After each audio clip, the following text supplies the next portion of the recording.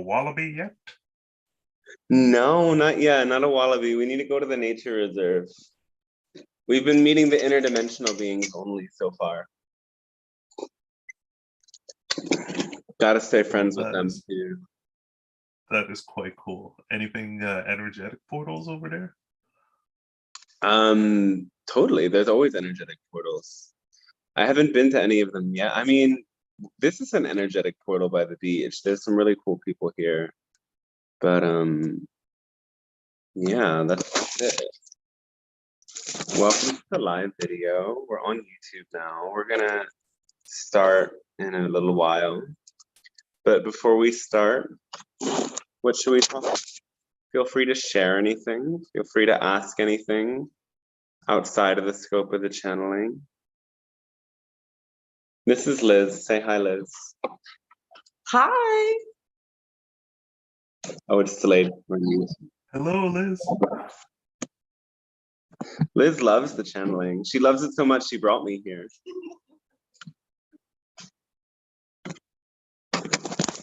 So maybe the next channeling will be in your living room. Who knows? You got a living room?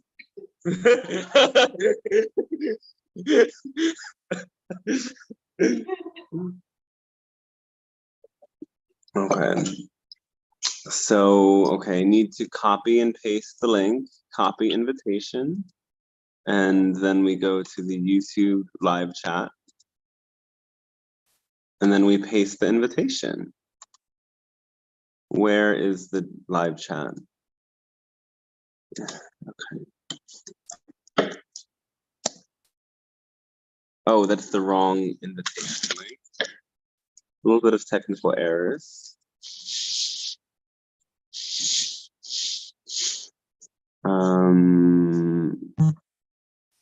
Switch? What does that mean? What? Oh, okay, now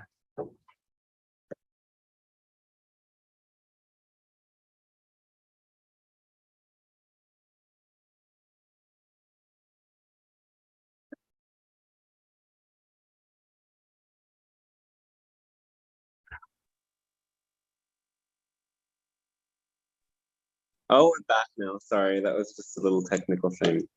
Okay, now for those watching on YouTube, you can join with the invite link that I just posted there. Thank you for being a part of the weekly live stream channel. Monthly, we're doing it monthly now. Thank you for joining. Thanks for participating.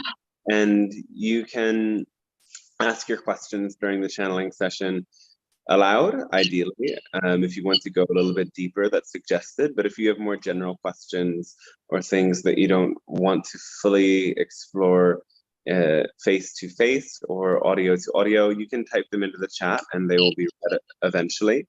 You can do that on YouTube, or you can do that on the Zoom chat box.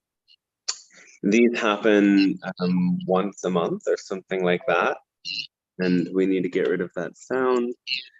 And if you want to get the update, you can go to DanteStarshine.com and sign up for the email list. And I don't send out too many things. Maybe you get 1 or 2 emails a month. And it includes this live stream invitation and so much more exciting things. Make sure it doesn't go to the spam folder. So anyway, we're going to start in a little while. There's a couple offerings I am going to share about. The first is this. Someone in the call is not muted, and I think they're echoing in their sound. Oh yeah, that's the other request, is to always make sure you're muted when you're not speaking. Great. And hi. And okay, so there's a program that's enrolling to begin in April that is the Channeling Your Innate Value, and it's about the energy of money and self-worth and how to navigate that in this world. So it's led by the Pleiadian Council, myself, and a marketing and transformational coach, Michael Lassen, who has studied those sorts of materials about marketing, and particularly with self-development in these areas for many years, and has all sorts of ideas that he ran by the Pleiadian Council, and we explored together, uncovering what is the nature of the financial systems in our world, because it's something we all need, but it's something that is definitely corrupted at higher levels. So it's about how we can break free from a lot of these mind control tactics that rob us of feeling innately valuable and innately deserving. And with that, finding how to generate worth, generate value, rather in abundance and money, through what we're passionate about, rather than giving ourselves away. And there's a lot that's in the program, and it's a whole complete belief system restructuring in a group setting that will take place over 6 weeks, with 4 calls and 6 hours of the channel materials and the transcripts. So check out the website for more information on that. I don't have a link. I'll post the link in the chat box in the comments and description of this video after. And there's also the channeling course that's now enrolling for June 4th. I'm not going to speak too much about it. I don't want to say too many different things. I just want to dive in. But it's enrolling. There's some people signed up. The price has been lowered to accommodate for more people being able to participate in this, and there's payment packages and things of this nature as well. So if you're excited about hopping into that, then that is available, and I can do program consultation calls to answer your questions about it and really see if it's a fit. I'm also doing now 15-minute consultation calls. These aren't channeling calls. You cannot really get the depth of what you need and can get from channeling in just 15 minutes. So also, these streams are kind of like a taster to help get the engine going. And I encourage people, if you really want to dive deeper, it's great to dive into a container, into a personal session, because we can go much deeper. But these program consultation, these 15-minute calls are basically because sometimes people feel entitled to send me these long emails with a whole bunch of questions, and they think that I should answer them. And the reality is that just to make these things go, I sit so far behind the computer and on the screen already, to the point that my body actually hurts sometimes from doing that, and I have to, beyond doing yoga, go above and beyond to balance that out. And I'm just not here for all of these questions that are very valid and important questions. But if you want to talk about these little quick questions that you have, you can actually book a call instead of putting that in my inbox. And I'd appreciate that. So we're going to dive in now to the channeling live stream, and I hope you enjoy it.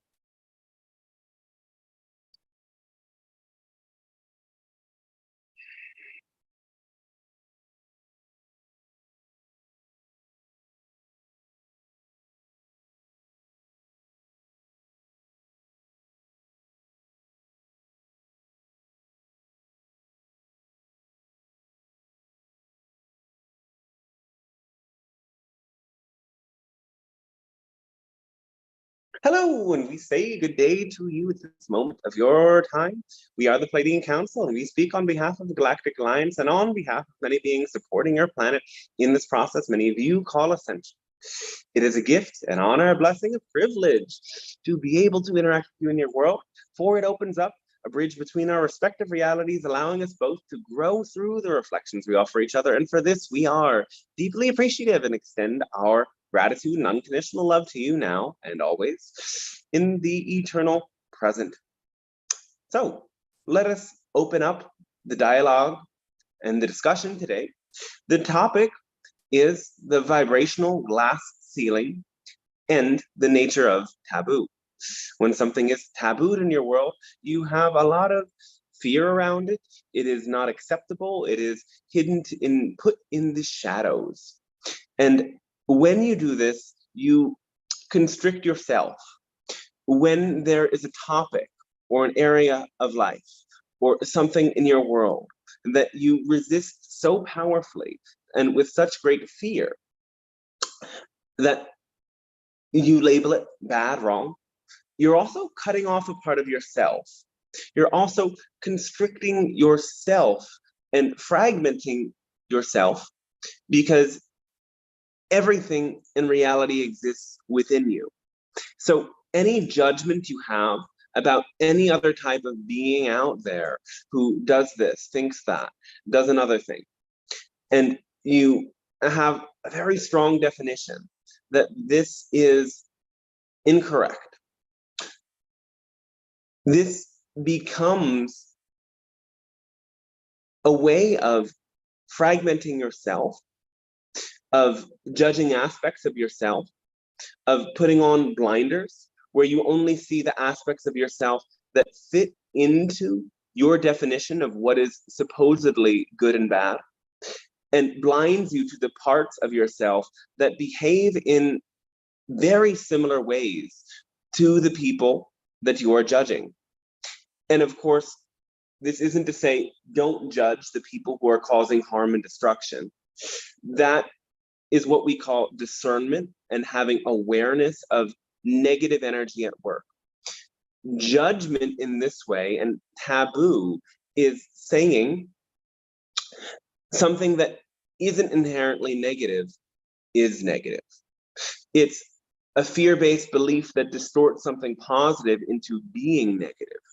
And you have these taboos around your sexuality, around your use of substances, around certain types of relationships, around what children can and can't do, around gender, around race, around so many areas. And every time you hold one of these energies in your perspective, you're cutting yourself off. Now, we've called this the vibrational glass ceiling. And it is directly related to the way that you normally use this term glass ceiling in your world, particularly as it comes to the notions of feminism. The glass ceiling as that metaphor that there seems to be so much equality, yet at the same time, women or other minority groups cannot go past the level that the privileged counterparts are able to achieve. And this taboo creates a vibrational glass ceiling. The glass ceiling that you're used to talking about affects mostly women and the feminine. And this is actually the root of taboo itself. For the feminine energy is very much more mysterious, as the feminine energy relates to the creative right side of your brain that does not think in logical, rational, linear terms and is guided by the emotional intelligence of the heart. This energy is inherently more chaotic and unpredictable. And in a world where you've been usurped by your own fear of losing control and losing life, you have gotten to a point where you attempt to suppress this energy at all costs. This is the conditioning in your world. We are breaking past it. Though, while many of you have progressed to some extent, you have to recognize that the work is in repeating this pattern. You can get to a point where you say, I have liberated my own feminine energy. I live through the heart. I let this energy guide me in every way. But you will find that there are more and more holding patterns. There are more and more ways in which you're cutting yourself off and saying, this is okay, but this isn't. These types of actions are okay, or these types of people are okay, and that isn't. This way of living my life today is okay, and that isn't. It can be a slight energy in the background that makes you feel as if something isn't right. And the more you lean into this formula that we've expressed to you of acting on your highest passion to the best of your ability without insisting on a particular outcome, the more you will naturally let this creative feminine energy guide you to all of the areas of life that you are meant to be exploring and ascending into your highest potential vibrational self. So this feminine energy also relates to the idea of darkness in a way. As the moon waxes and wanes and moves through cycles, just as the body of women, or goes through the cycle of menstruation and so on and so forth. This moon energy that is present in the night reflects the feminine nature that is always changing. And this connects very deeply with that fifth principle, that everything changes but the first fundamental laws of creation. And by tapping into change, you're also tapping into uncertainty. In the darkness, there's a lot of uncertainty because you can only see what's there in front of you. And you've been conditioned to be afraid of what is beyond what the scope of you can see.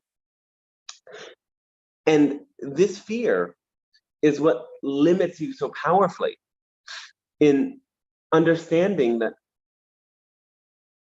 you are innately programmed by source to be aware of what's good for you and what isn't. You know it in a deep way, but you don't trust it. And so letting go of the taboo, and letting go of this fear of the uncertain, has everything to do with deepening in trust of yourself, of allowing yourself to surrender more completely and accept the being that you are and what you are naturally drawn to and what you're naturally repulsed from. This will guide you to exactly what is relevant for you. So, sexuality is one of these biggest areas in which there's so much taboo in your world. And even those of you who may be experiencing the greatest states of openness around it might find that you still have certain ideas about which relationships are valid and which are not, what works for you and what doesn't. Your preferences are different than your beliefs. Preferences are governed by an innate attraction, but your beliefs come from a mental place of what you've been taught and what you've internalized and generated in your own mind alone. Of course, your beliefs can shape and distort your preferences, but your preferences are almost hardwired into you. And the journey of life is very much about deconstructing your beliefs to the point that you will come to understand your unique preferences that are an essential part of you. And again, if you remember, the purpose of your very existence is to be who you are, you will come to understand that your preferences are an essential part of why you're here as well. So deconstructing your beliefs might allow you to see that you do prefer something that isn't necessarily acceptable in your society or by others. And by allowing yourself to embrace that and move in that direction, you will find an immense liberation, an immense expansion. And you will have to go against the undercurrent of those who might be in resistance, of those who might be in opposition, of those who might judge. And the most helpful thing to do is to recognize when encountering these people, all they're doing is judging themselves. Because again, as we've said, when you are in that place of judgment and constriction about others, you cut yourself off. You cut yourself off from source. Recognize that source could not have created a part of you or a desire within you if it wasn't meant to be there. There are positive ways and negative ways of expressing every desire, but you cannot escape a desire. You can only fulfill it. You just have to find the most positive way to fulfill it. And there are some desires that can only be fulfilled by the imagination, and that will be sufficient. But in general, your desires are part of what is guiding you to finding your fullest expression of self. Now, allow yourself to break free. Because when you do so, you allow others to break free. And when you live a life where there's nothing that you're ashamed of or afraid of or casting a negative eye upon. You bring your world closer to the idea of open contact. Because again, your fear and your sense of division and your sense of separation from is the only thing that keeps us from interacting with your world and coming into your reality right here and now, exactly. So this taboo is the vibrational glass ceiling. When you encounter something that causes you to contract, you can be made aware of the fact that there are still things holding you back from being in a fully ascended vibration.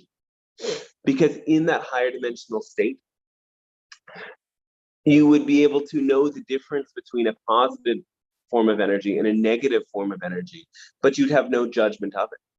You'd be very intrigued by all of the customs and the ways and the desires that are very different from your own. And you could use that information as a valid point of contrast to better understand yourself. And when somebody has a desire and has even a fetish or something of this nature that is so different from your own, that's the best way of using it. Use that as feedback to come to understand why different beings work in different ways, and therefore understanding who you are. Because by understanding who you are, you're fulfilling your purpose. Your purpose is to be yourself, and unconditional love is your essential nature. And the frequency of excitement is your pathway towards that unconditional love. So we thank you very, very, very, very much for allowing us to share this information with you today. And we will ask in which ways can we be of service to you with your questions, comments, and sharings, beginning whenever you wish.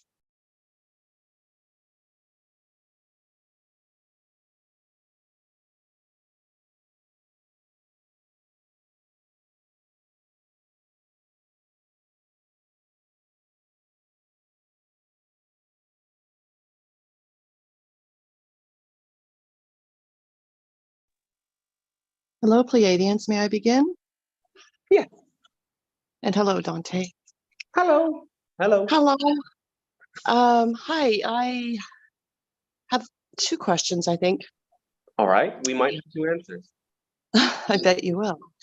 I've been experiencing a lot of aches and pains. And I am doing yoga twice a week. And I walk a lot. And particularly in my upper back, like if you were to put angel wings on me right there, it hurts a lot on either side near my scapulas. Yes. And a little bit of arthritic stuff. And I was just wondering if you had any thoughts about that. That's question number 1. What weight are you carrying? What pressure are you putting yourself under?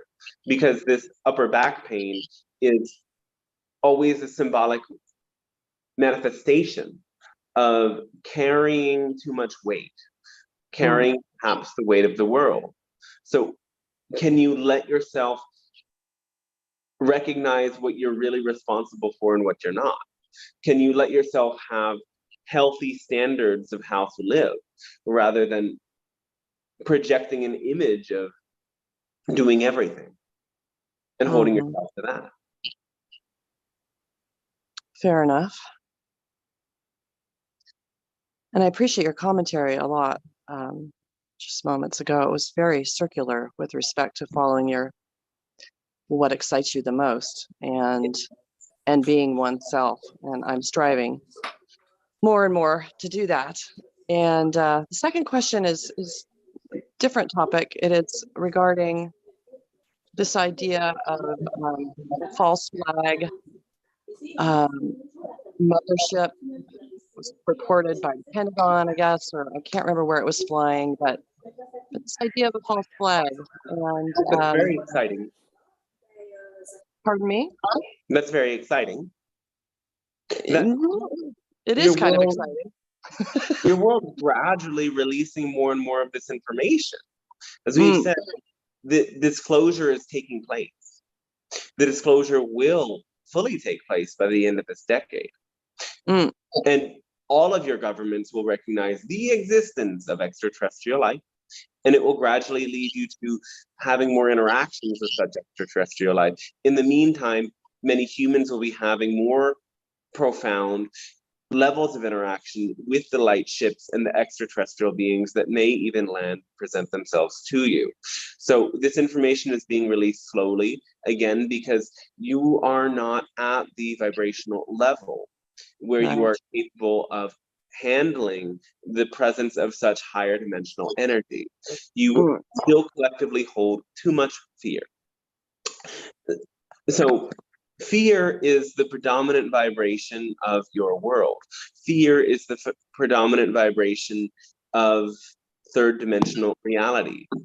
And therefore, the information that is presented to you is filtered through fear. And the way that you learn about anything through your news has to do with what you have to fear about it.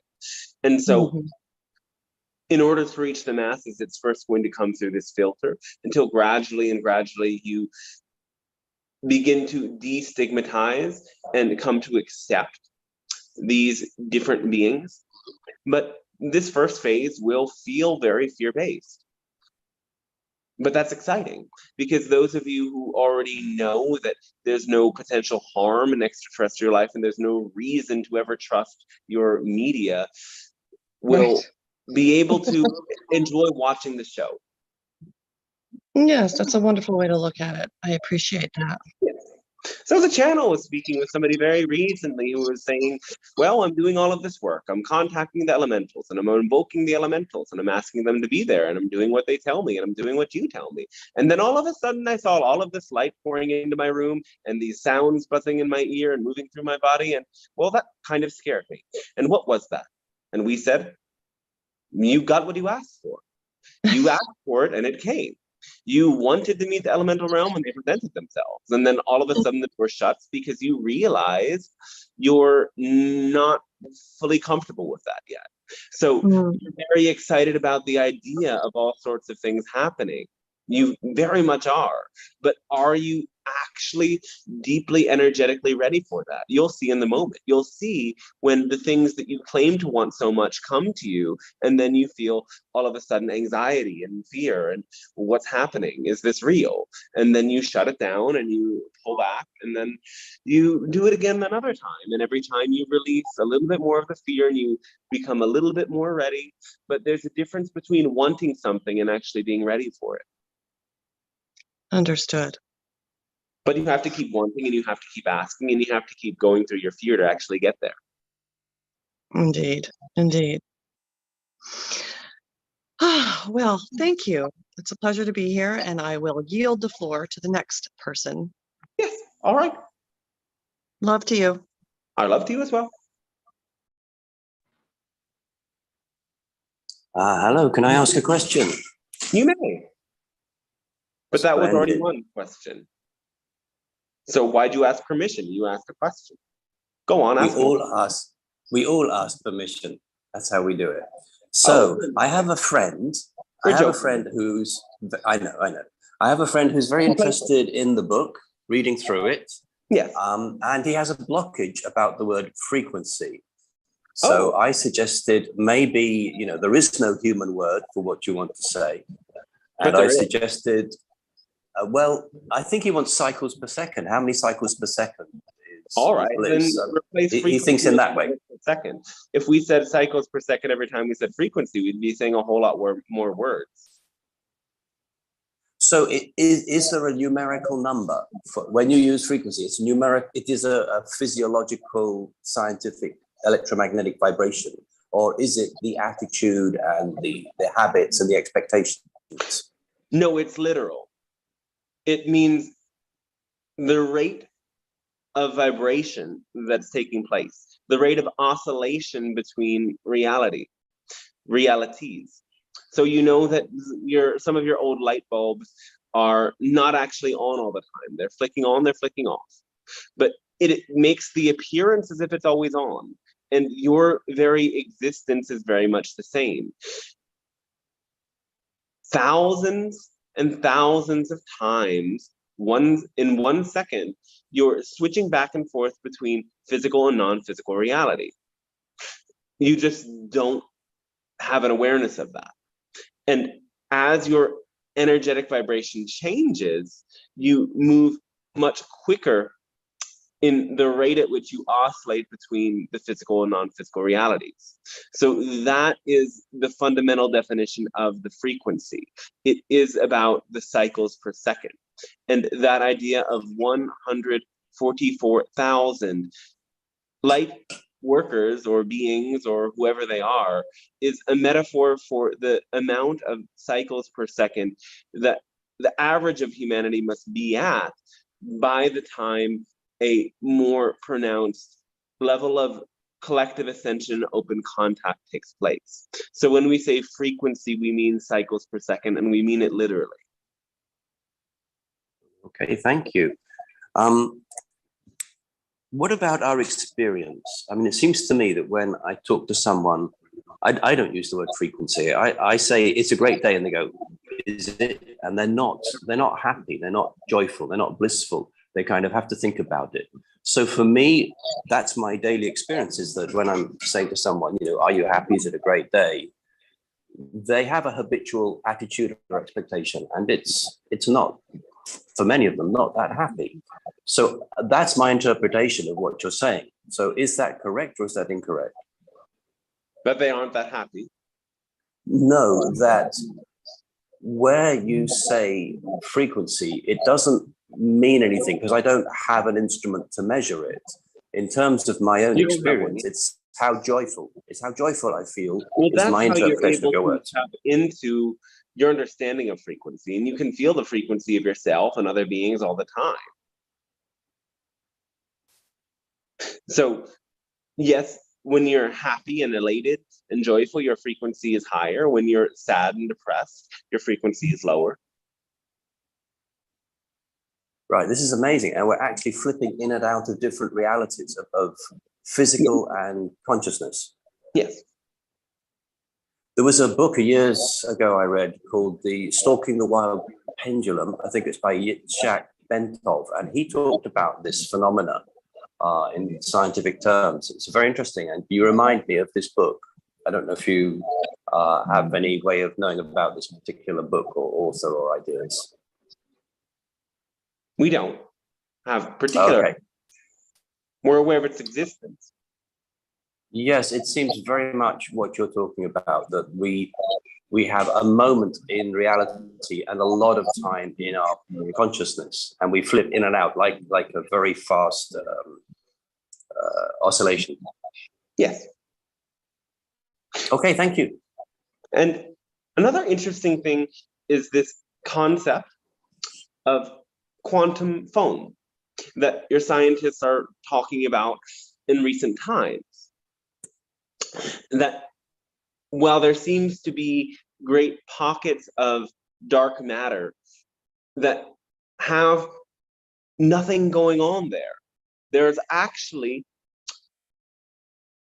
quantum particles that oscillate between these spaces. They move in and out of these spaces. And so what happens to be in the dark matter is also presenting itself in many other places. So this substrate of very nanoparticular energy is like a foam that fills seemingly empty spaces, even in black holes. And this helps you to understand more of the here and now-ness of everything, more of the reason why everything is interconnected, because these pockets of energy contain the information of the all that is.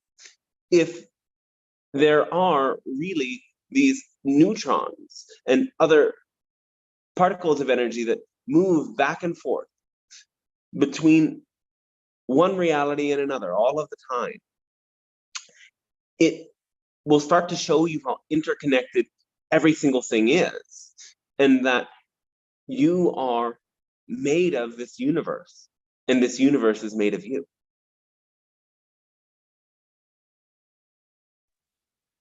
Thank you. A thought comes to me is, if there is no time, all time is now, all place is here, how do we have cycles per second? Because again, you're in the physical reality level of reality, yes. And that creates the distortion of time. When we say everything is here and now, we're talking about in the ultimate reality. And we say that this is relevant for you because you're in the physical reality, evolving towards quasi-physical reality. This understanding of the here and nowness of everything is the foundation of having a quasi-physical experience. When you know that this is fundamentally true about reality, you are able to shift your vibration to experience energies in supposed other times and spaces. That this idea of time and location is not something outside of you, but it is actually something inside of you that has to do with your core vibration. And as you tap into the here and nowness and the reality of the interconnectedness of all things, if you want to move your time and space location on astral planes or even in the physical plane, it's about changing your core vibration. Okay, thank you. Thank you. Yes.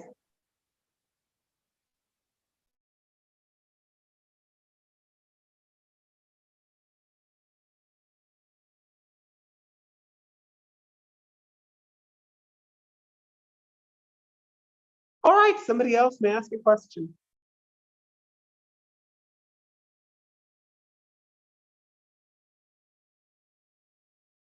Or not.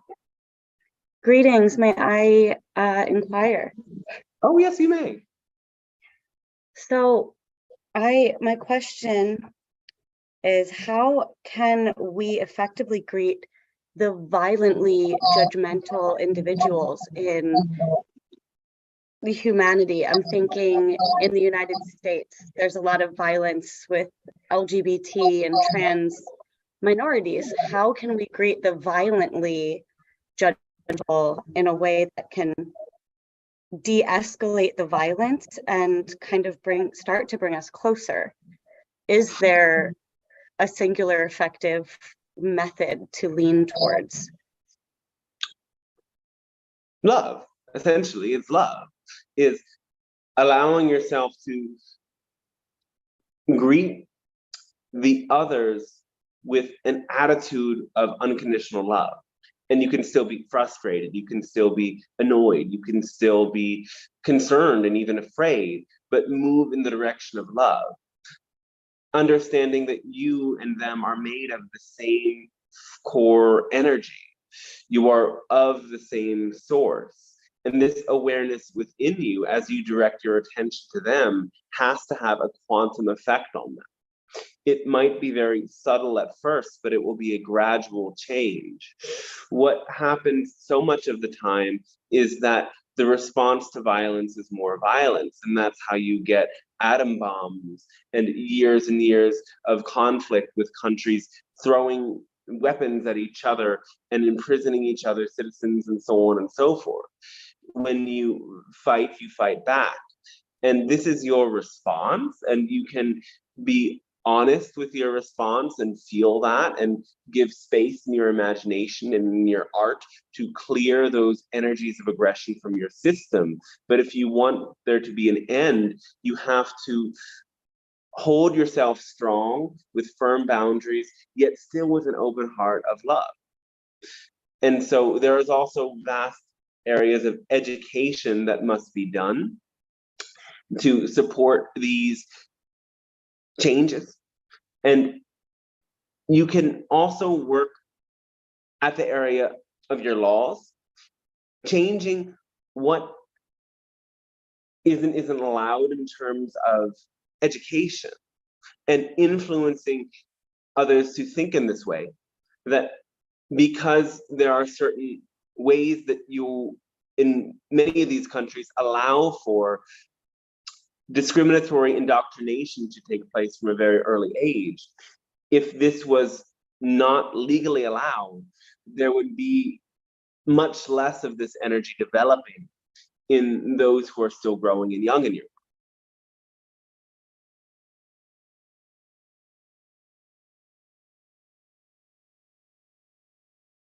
Thank you. Yeah, I think that's a direction that I was leaning in my understanding. And I'm curious, is there anything, I'm a bit of a yoga leader in my community. I teach all different age groups. Is there a way that I, as an individual, can stand more powerfully in this space as a leader in this type of shift for my local community?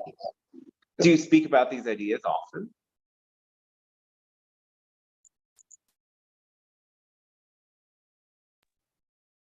Right on. In your Yeah, community? I do on a personal level, but I find I don't often do it in classroom spaces. I think some of that has been fear.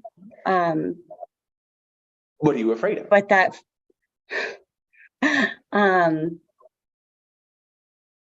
I guess the pushback of people who have been violent, there's like within the spiritual community, there are a lot of individuals who also hold very strongly to these ideas that like being trans is somehow not of nature. And I find myself frustrated in those conversations and a little burned out, almost like I don't see many other people holding that space with me. So I also feel overwhelmed going there. There's many creative ways you can work around this. You don't have to fight. For example, if you're teaching yoga, this is of the culture of India. And in the culture of India, there is a trans community that has always existed, even throughout colonization. And so this can be a topic that you bring up and share with as you are teaching people who are interested in experiences of another culture. This is very relevant and isn't a way of indoctrinating or fighting. It's simply a form of education. And if you frame it in that way, that you are not fighting anything, that you are not battling or debating even, you're just offering education, you'll make it a lot easier. I really like and appreciate that. Yeah. You can simply say, I choose not to have this conversation because it's going to affect my frequency. See, when you get into these battles with people, you both are having a vibrational agreement to together choose a low vibration energy, to choose to hold to a vibration of division where you oppose each other and you are very frustrated that this other person doesn't like you and you don't like them and they're so stupid and I'm so right and so on and so forth. But when you choose not to have the conversation because you see where it's going while offering your point of education for those who are willing to listen, you let your vibration stay high and there's no more fight. There's only love.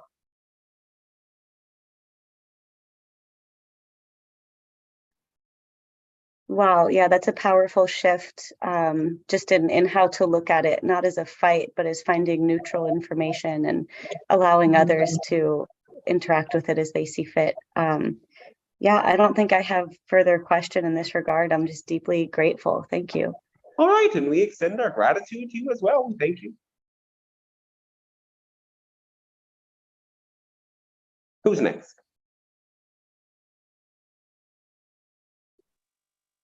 Hello, Pleiadian Council. Oh, hello, yes. I would like to ask if you can share more details, or we are currently seeing some banks are crashing down. Oh, how and exciting. collapsing. Yes, very exciting. Can you share more details how this will evolve?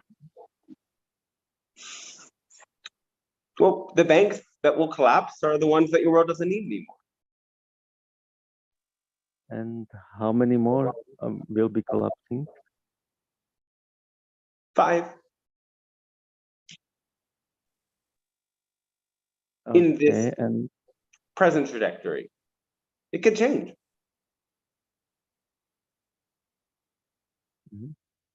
and also currency collapse is still in the game, right? There will be a dip again in the summer months, and it will return where you're still on that course. And the second part of the year will be the recovery of Yes, the third quarter. third quarter. Okay, and how the crypto will be affected? Just fine. It's moving on the upswing. There will be some dips, but in the long-term perspective, it's returning. Okay, great, thank you. Yes. Another topic. My mother suffers from heart arrhythmia and some fibrillations occurring sometimes. What may be the some fibrillation or some weird behavior of the heart? Oh, all right. And, Well, she must hate what she's doing. and what may be the cause of it? She must hate what she's doing. She must not be doing things she loves. May it be the case that she's not aware of it? No, that's why her heart's giving her all these interesting messages. Because she is now retired and she is really doing what she loves to do. I'm surprised. Is she sure? I believe so. Oh, all right. Is she letting love in?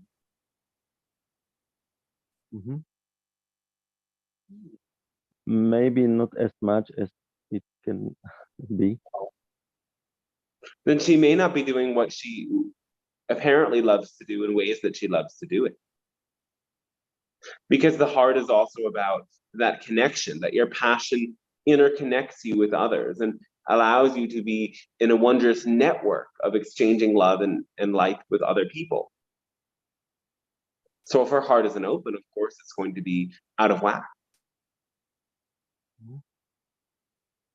Okay, so what question may she ask herself? Why am I afraid of love?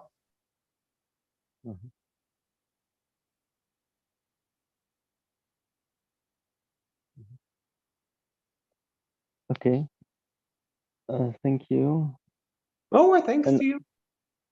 one more quick topic I would like to ask. What when you say there is something inherently negative, what do you mean by saying that?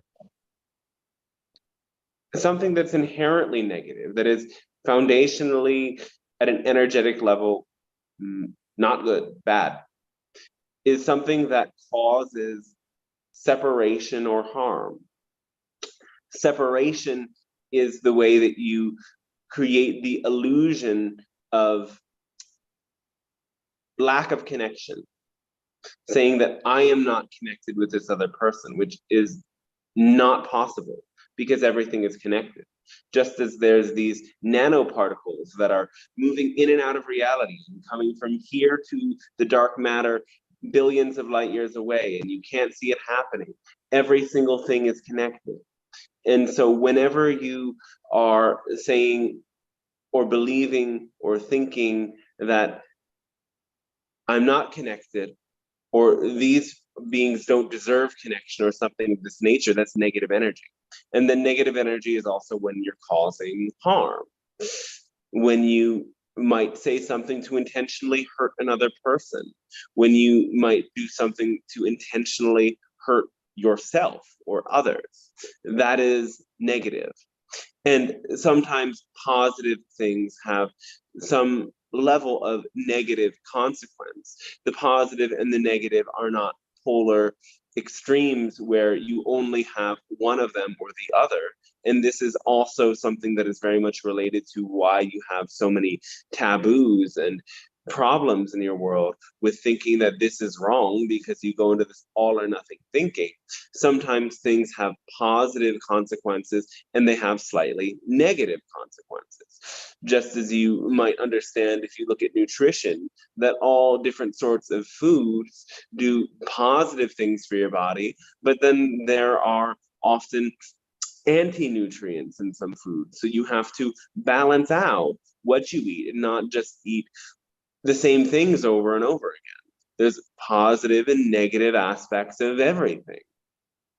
And you might have a positive intention to do something, but there might be some level of negative consequence. So that's why you have to remove that all or nothing thinking that some things are all positive and some things are all negative, and be open to seeing all of the effects of everything that is done. That is how you learn the lessons, which is an essential part of the formula. That when you do things to the best of your ability without insisting on an outcome, you open yourself to the lessons that you learn through the mistakes, and then you integrate them, and you have no insistence as to how it is received or how it is perceived by the outer world or even by yourself. You simply continue to choose to do what activates your heart in the most exciting way possible. When I approach it from the positive side of it, I should have a positive effect from it, right? Not always. Remember, we said it's mixed. So you might have a positive intention and do things with an open heart, but there's also some potential negative consequences that cause you a sense of separation. And the idea is that you're open to feeling all of both the positive and the negative effect of doing anything.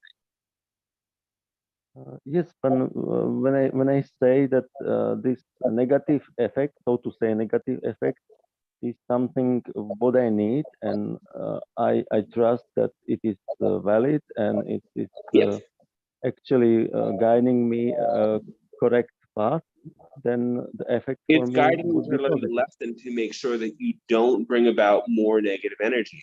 It isn't to say that, oh, this negativity here is here and that's great. It's to acknowledge, okay, I didn't see that there was some sort of belief distorting my action that led to some sort of negative effect.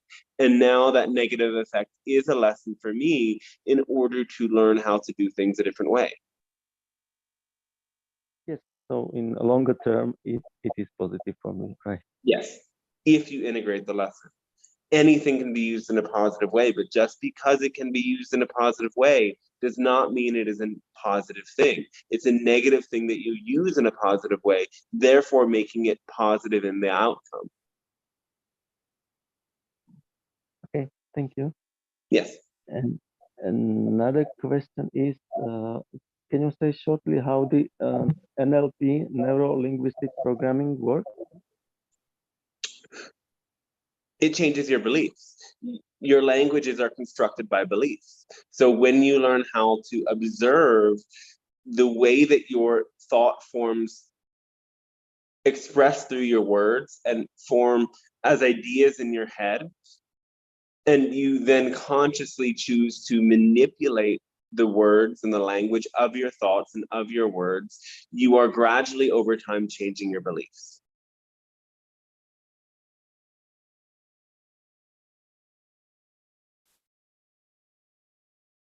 All right, that'll be enough for now. Somebody else ask some questions. We're excited to continue.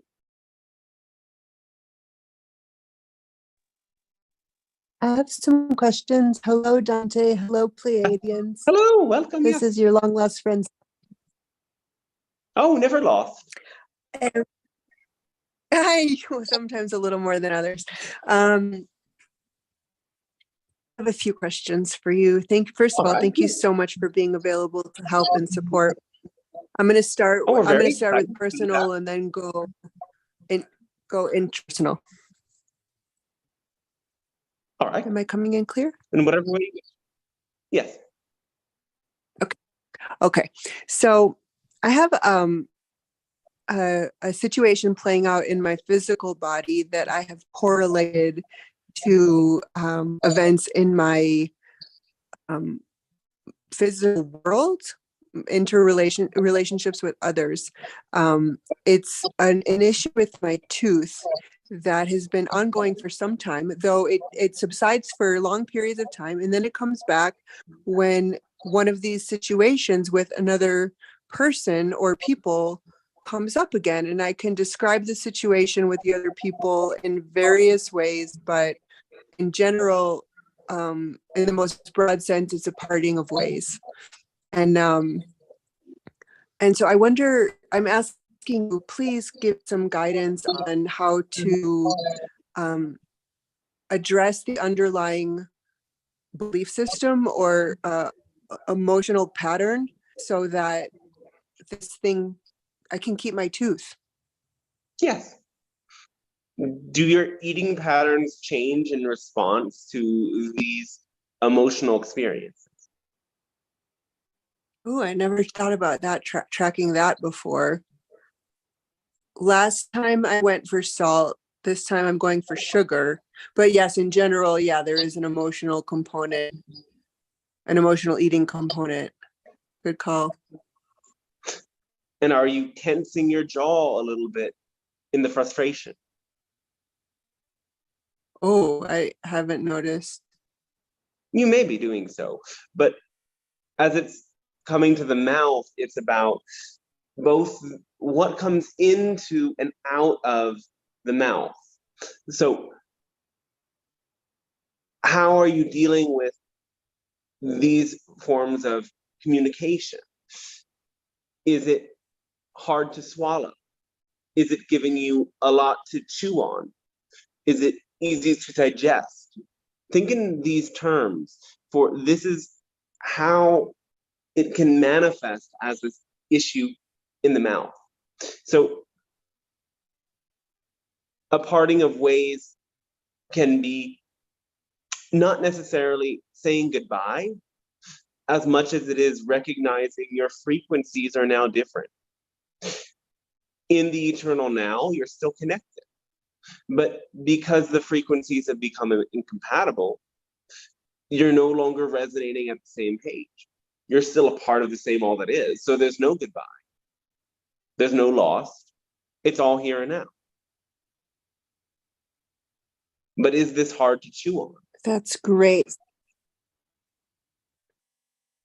With this awareness that, yeah, maybe the circumstances for our togetherness aren't alive right now, it could be hard to chew on, or could be, give me a nasty mouthful. The awareness that there is, that the connection is always beautiful and always love in the eternal here and now, is soothing, and it gives me access to a more gentle release. Yes. Thank you so much. Oh, thanks to you as well. And recognize that the sweetness is because there was sweetness in the connection. And so you might be drawn to things that help you to bring more of that energy in. But remember that the sweetness isn't lost, and the sweetness you experience is a vibration within you that was brought to the surface through the reflective mirror of the other person. And there's many others who will continue to reflect that sweetness with you. So allow yourself to dive into it and take in all the sweetness of life. It's in everything around you. It's in you, because that's what you're made of. You're very sweet, we would say. Yeah, and it's in you. Another reflection of sweetness. Thank you. Oh, well, thanks to you as well. Okay, that's awesome. Thank you. That's very healing. Next question. Next question is about belief systems and advice on gentle ways to, like, the metaphor is like, if it's a belief system that's been active for a very long time and it's got a very in the consciousness, let's say the grip is with a hand, like pry open those belief system fingers and let that belief system not take a hold of the consciousness anymore. Is Yes. the question clear? Yes. So if it's in your hand, you take it out through the hand. And for beliefs that feel this palpable, and that it comes to this term, the best thing to do is to write it out. Write out the belief system, get to its core, write out every thought that ever originated from this belief. And so that you can recognize the core belief itself and the fractal webs of the negative thoughts that it uses to keep itself alive, and then go to the opposite belief and write all about that. What would the opposite of this belief be? And what are all of the fractals of thoughts that web out around it that would make that belief more true and more valid than the negative belief that is deceiving you? Epic. Thank you. Yes, yes, we Next thank you. question. So we'll also Next say about question. beliefs in Mhm. general, and in this circumstance, is that you often want to say, okay, now I beat the negative belief because it seems to have gone to sleep for a while. And it's sort of like a dragon with many heads. You cut one off and another one comes until you really get to the heart of it. So you might cause the dragon to go to sleep for a while, but it comes back up. And sometimes there's a reluctance that comes up and says, no, but I already defeated the demon. I've already cut its head off, but it grew another head, and that's just the nature of it. You want to go deep to the heart of it to slay the dragon there. Because, yes, they will go to sleep sometimes. They will have a little bit of a rest. But until you get to the core, your work is not done. And let it be exciting. It's a very fun battle. It can actually hurt you. It only works under the illusion that it can hurt you. Where are the dragon's hearts? At the core. Where's At the the core? the point of inception of where that belief came from. And everything that upholds that belief, the attachment to a perceived destination that makes that belief seem valid. And if you let go of the attachment while understanding the inception, the whole thing collapses. But again, you have to Nice. simultaneously build the remedy, build the strength of the positive belief that undermines the negative belief itself. When there is so much evidence and so much support to understand the foundational opposite to the negative belief, and that the positive belief could not be anything but true, then the dragon will whimper and die on its own accord. It sounds like Dante is speaking from underwater. That's exciting. Are we underwater? It is so Neptunian. Are we diving into the depths now? Deep sea diving. Depths of. Let's But go. what you're really saying is that there's an audio distortion. Seems like it. Is it better now? Say again. Is it better now? Maybe like a little bit, but it's not as it usually is.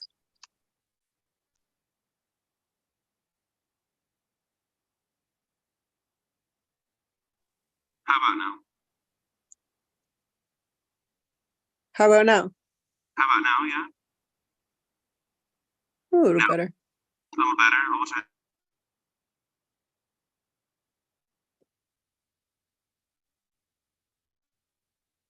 What now? Yeah, that's what it's supposed to be. Okay, cool. All right, let us continue then.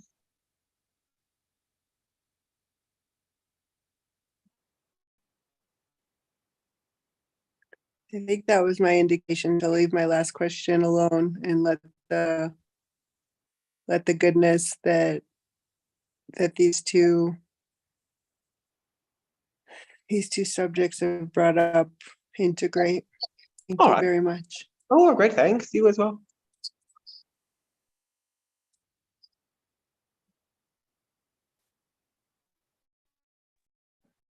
Well, we've got one question from the chat room and 2 questions from YouTube.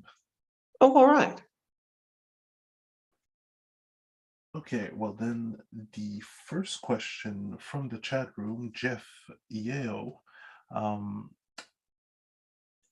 It's a dream.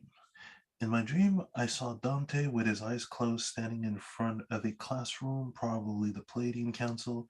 His face came right up to my face as if the camera was zooming. When I woke up, it was another dream, and this is all I remember. Thank you for interpreting this dream.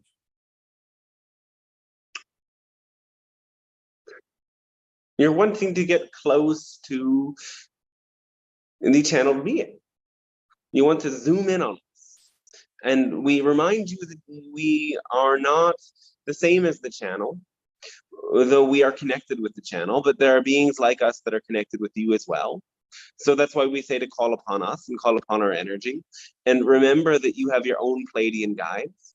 So allow yourself to enjoy this fascination with the channeled beings and make yourself their familiars. And as you get to know our vibration, you will find your own soul counterparts also present themselves to you so that you can zoom in on them too.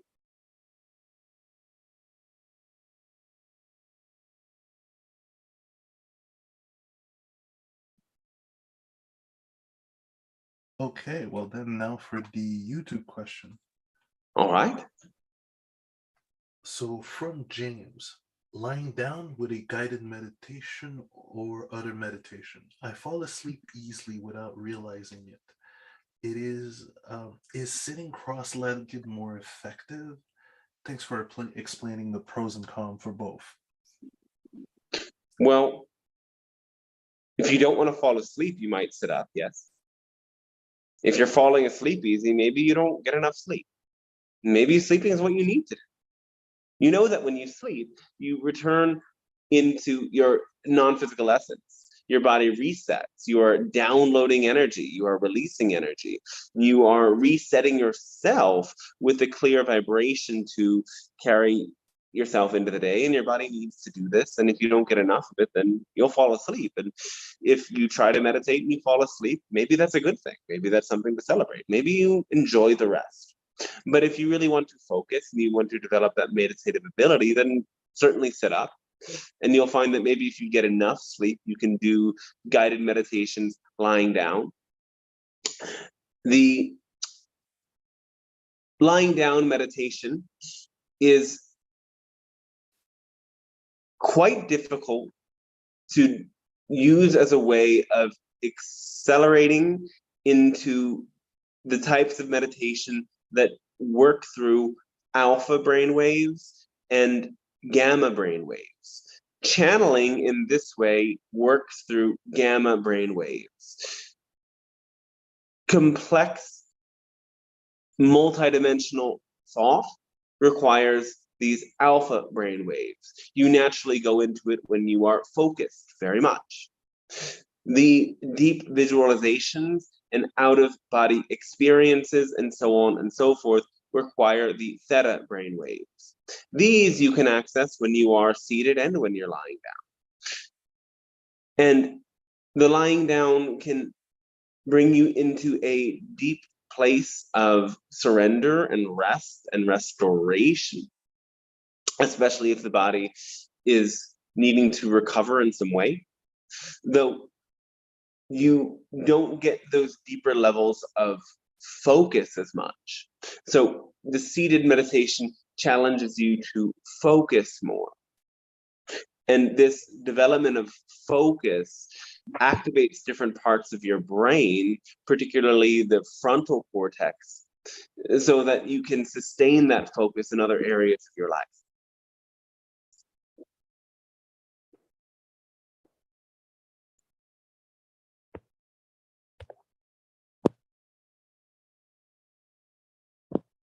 Okay, and one last question on the YouTube. This one is by Ryu. I take medicine every day for high blood pressure. It's daily medication necessary for me, or is daily medication necessary for me? I would appreciate it if you could tell me the cause and other solutions. Thank you. Well, it's working for you. You might need it. It supports you. If you want to lower your blood pressure naturally, you would have to look out for those sources of cholesterol, those sources of overstimulation, like too much caffeine or other substances. The way that information and activity leads to overstimulation as well can lead to the high blood pressure. So you overall want to bring yourself towards a life that is more relaxed, slow paced, and with less toxins if you would want to lower your blood pressure naturally.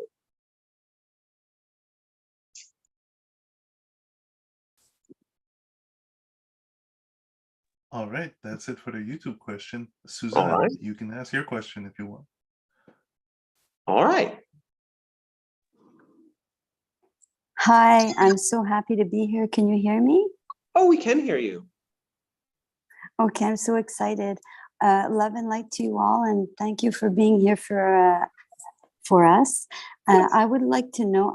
Last year I found this beautiful, beautiful third eye pinecone, and I wanted to know. I don't know if you can tell me if it was simply coincidence or was this brought to me by a higher guide or something like that. Synchronicity orchestrated it for you.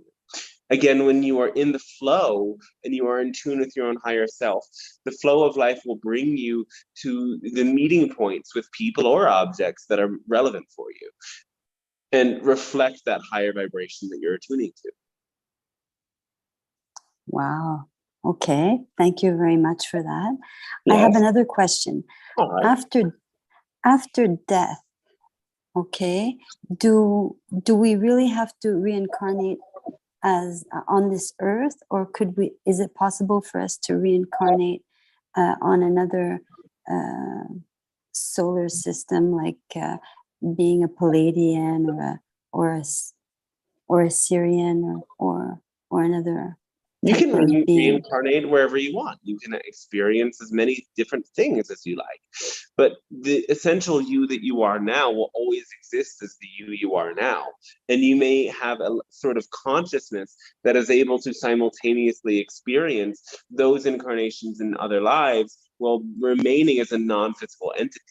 You can really essentially choose whatever you want to choose for your own soul's development according to where your vibration is at as you leave the physical body.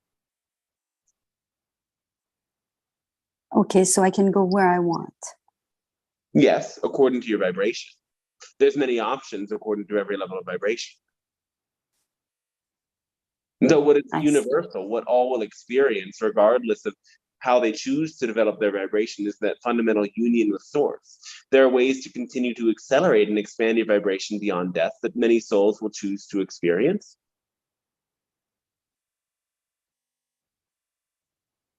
Okay, thank you very much.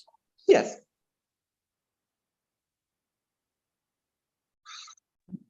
And we would say to you that, remember, all of these other lifetimes are happening right here and now. So you want to be a Pleiadian in another lifetime? Well, that's happening now. You are already that. You wouldn't have that desire if that wasn't taking place. So the idea is that in order to deepen into your experience and your awareness of yourself, tune into your own higher self and your oversoul and connect with your soul counterpart that is already having a Pleiadian experience, because they will give you the energy and information you need from our realm. And the way to connect is by meditation. Yes, that's one tool that helps you, though you need to be at the resonant frequency, and the way to get to the resonant frequency is more important than the tool. The way to get to the resonant frequency is by acting on your highest passion to the best of your ability without insisting on a particular outcome. Continuously doing this and expanding yourself into the vibration of unconditional love allows you to be at a high enough frequency where you're capable of these kinds of interactions. And then when you're at that frequency, you can choose whatever you like. You can choose to meet your Pleiadian counterparts through meditation, through lucid dream work, through shamanic work, through using your imagination while you're off on a run or taking a swim, through journaling, through writing, through art, through creativity, through dancing, whatever you like. But it's an energy and it's a stream of information that might be visual, auditory, both, or something else entirely that comes from within you, but appears to be from outside of you, because it's both simultaneously. And this energy fills you with love and with inspiration and information. Thank you so much. Oh, great. Thanks to you as well. Good night. Good day. Good whenever. Morning, evening, twilight.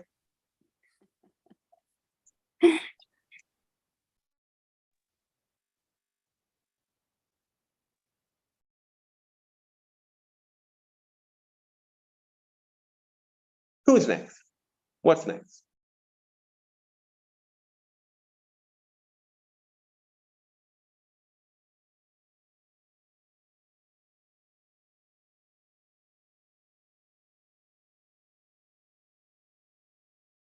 All right.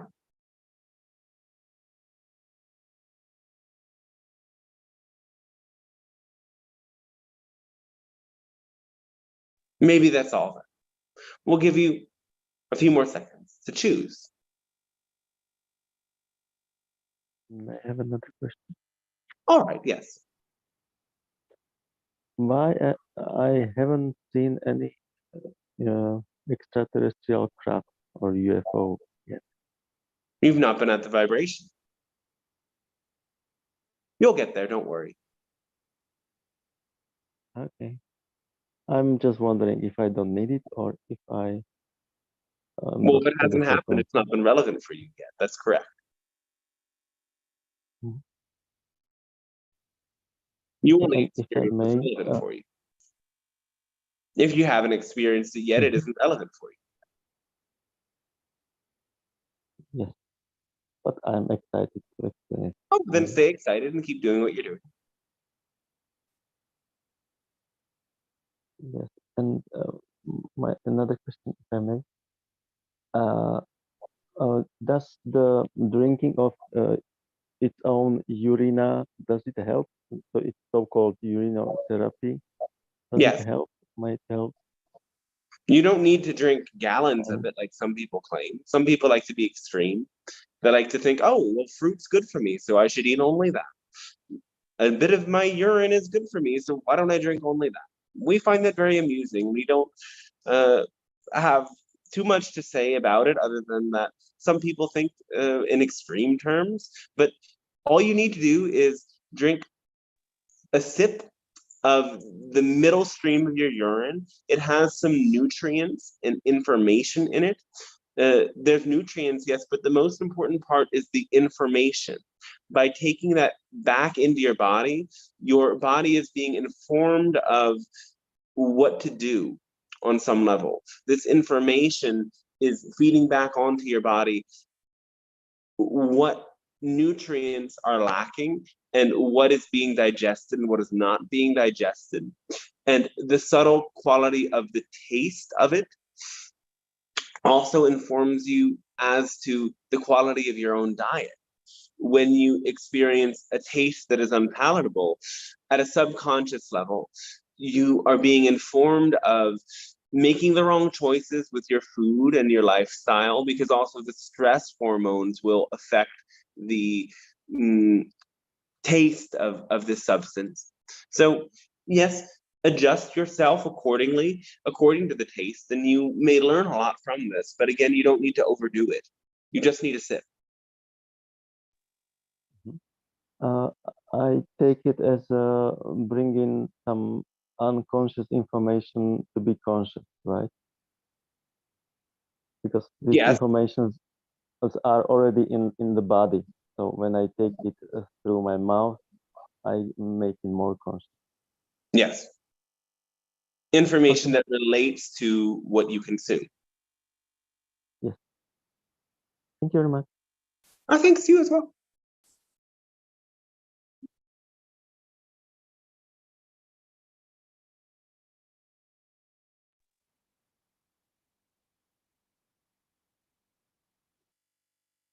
All right. Well, that was exciting. We thank you very much. And we hope that you take all of this information in ways that helps you to expand your vibration and extend unconditional love to everyone in your reality. And that is ultimately the remedy for all of these sorts of divisions and taboos and judgments in your world. That when you're able to love, this dissolves. So you have to love the one who judges. And that is the judge on the outside and the judge within yourself.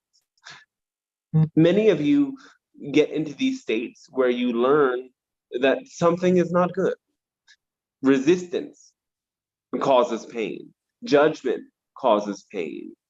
Fear causes pain. But instead, you start to resist the resistance. You start to judge the judgment. You start to fear the fear. And while you all know that quote very well, fearing fear itself is not helpful at all. Resisting the resistance is not helpful at all. Judging the judgment is not helpful at all. So if you're feeling it, judge as hard as you can judge. Fear as hard as you can fear. Resist as hard as you can resist. With awareness, because awareness is the equalizing force. And as you dive into that awareness, call upon unconditional love. By diving as deeply as you can into those experiences, you allow the chemical constituents to release from your body, you allow the emotions to release from your being, and you have open to the energy of unconditional love for the you that is experiencing this judgment, this fear, this resistance. And then it therefore moves and lifts from you. But you can't get to that place of clarity from a place of not accepting where you're at. So the acceptance in the moment is the way to the outcome and is the way to the liberation. So you have to accept that you're imprisoned in order to be liberated, because it isn't through struggle that you will break open your cage.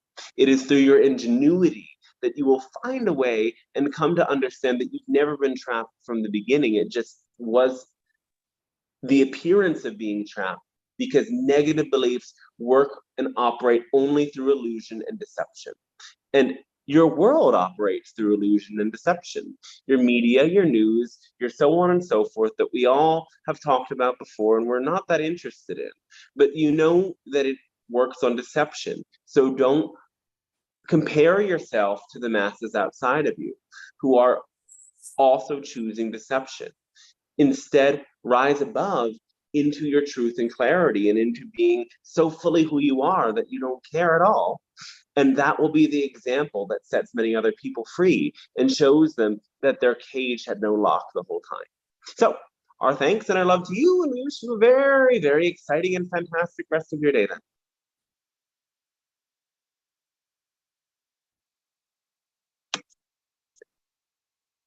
Thank you, Oh, Dante. lovely. It was really good, man. You're welcome. Yeah, I think it was good.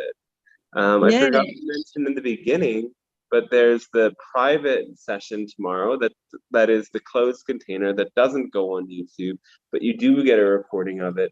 Those who subscribe on Patreon get admission to that as part of their subscription. For other people, it works on a $22 to $33 donation that can be sent to my PayPal. Send me an email or on any of the socials and the payment, and I'll send you the link for joining tomorrow. It's really fun and exciting, and it's a way to go deeper into things that you might not feel as comfortable sharing with all of the world on YouTube. And it's an amazing way to support this channel and growing. And this free session also works on donations. So if you benefited from this and enjoyed this and you want to see more of this in the world, send me some love on PayPal or Venmo. I believe when you go to the link tree that's easy to find on my socials, you can find the way of getting there pretty easily. It's also on the contact book a session page on my website. So thanks so much for sending it. I really appreciate it. And again, if you want to get the notification about these things, sign up for the email list. And the channeling course is starting in June. The value and money transformation program starting next month. Those are the things I should say. And I said them. So how's everyone doing? How was the session?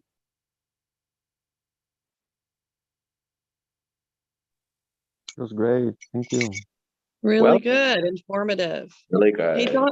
Dante, can you tell us a little bit more about the vibe in Australia? I know you're with the lovely Lisa, is it? Which is Liz. fabulous. Mhm. Pardon me? Liz. Liz. Liz. Sorry, Hi, Liz. What do you have to Hi, say about Liz. Australia? We like Australia. She loves it. Good day. Good day. Good day. G'day, yeah. Australia's really chill. I would say overall that Australia's pretty chill. Like people are just doing what they're doing. There's a beach. It's warm. Oh, good. Yeah. Well, marvelous. Glad to hear it. It's like America without the religious indoctrination in a place that's more beautiful. Right. It's true. Yes. Are you gonna go to the Outback, do you think? Are we gonna go to the Outback? No, it's too far. Okay. Are you gonna go see Uluru? No, it's too far. Oh, darn it. Well, next. Yeah, I'll come back. It's like Yeah, I'm going indeed, all the way around the world. You can't see everything. You just gotta stop where you're That's stopping. true. That's true. Well, I'm so glad you're enjoying it. Yeah. It's Thanks. awesome.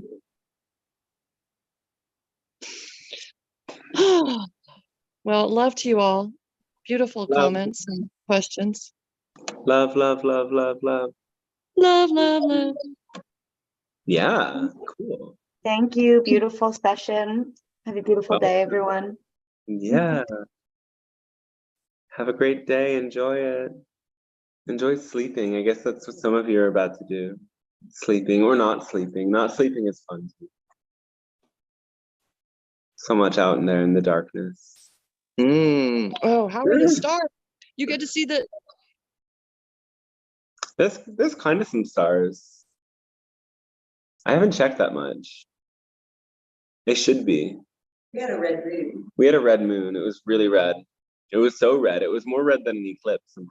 I don't know why it was that red. Something about the light on the horizon and everything.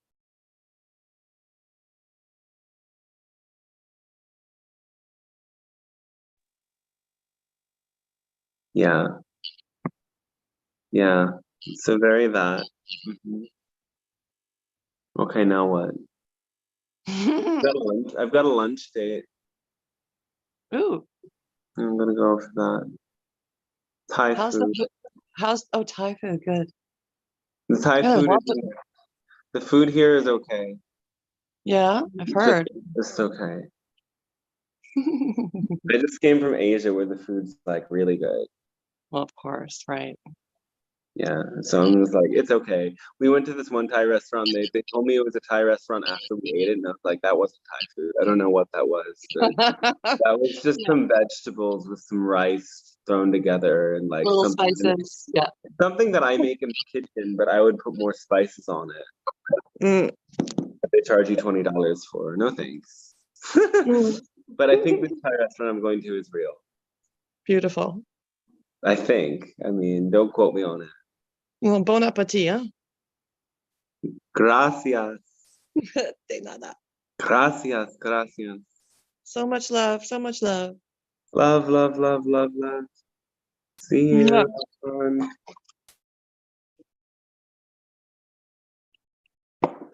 Yeah, life is good, isn't it? It's really good. Yes. Yes, it is. Yeah. You know, funny things about life and everything. just such an interesting life. Like Undoubtedly. Experiences. Experiences. Transformation. Mm. Love and bliss. Yeah, that too. Always. Someone else say something. Yeah, please. Say something. Or don't. I think this That would be person's a waiting lot. for me outside in the parking lot. Oh no, just on my way. That's what it says, on my way. They're not waiting.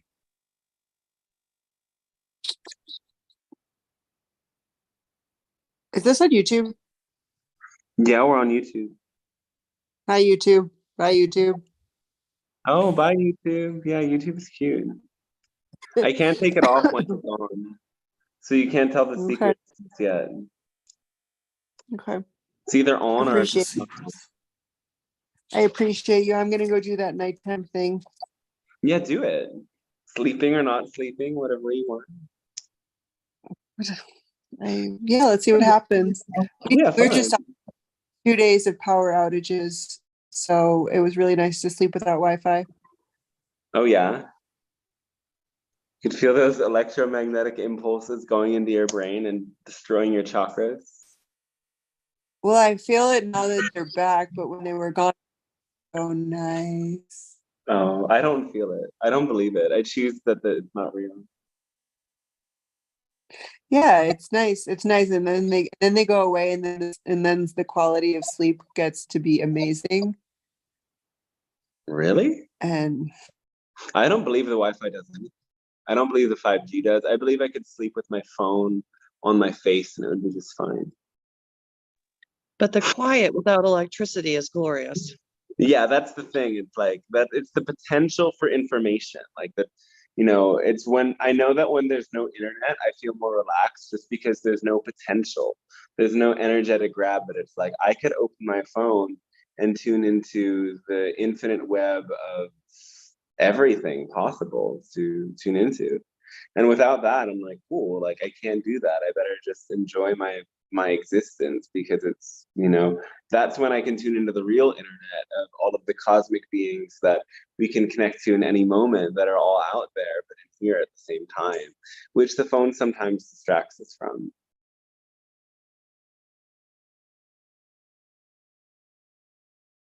Totally.